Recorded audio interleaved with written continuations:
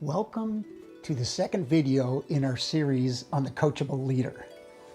In this video, we're going to focus on one key quality of a leader who's coachable, and that is courage. So, basic question, does this leader have the courage needed for us to coach them? Well, it depends.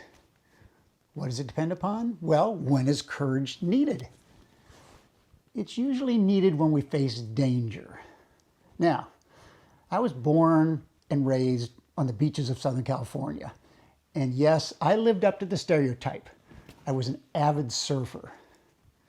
Now, if you get good enough as a surfer, you can make a choice to paddle out into the big waves. Now, in the late 50s and through the 60s, one of the most renowned big wave riders was a gentleman named Buzzy Trent. Buzzy had a quote that was so profound, I never forgot about it. This is what he said: waves are not measured in feet and inches. They are measured in increments of fear. So that leads to another question. When you're coaching a leader, where is it they're likely to experience fear?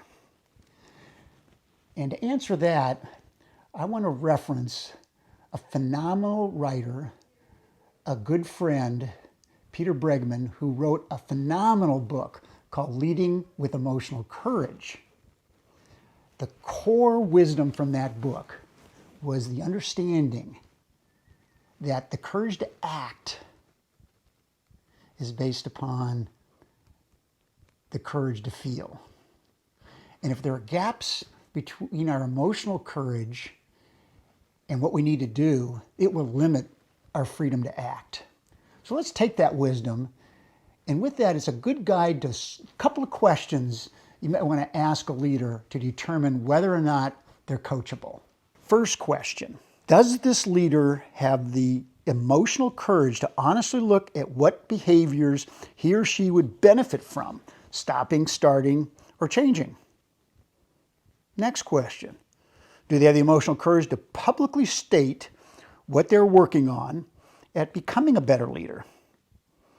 Do they have the emotional courage to ask for help in their efforts to improve as a leader? And finally, do they have the emotional courage to try out new behaviors instead of procrastinating and waiting for some time in the future where they'll take on the task of improving themselves?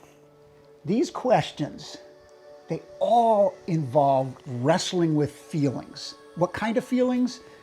Feelings of disappointment in yourself, feelings of weakness that you have, feelings of vulnerability, and hint enough feeling like a phony. This is not me.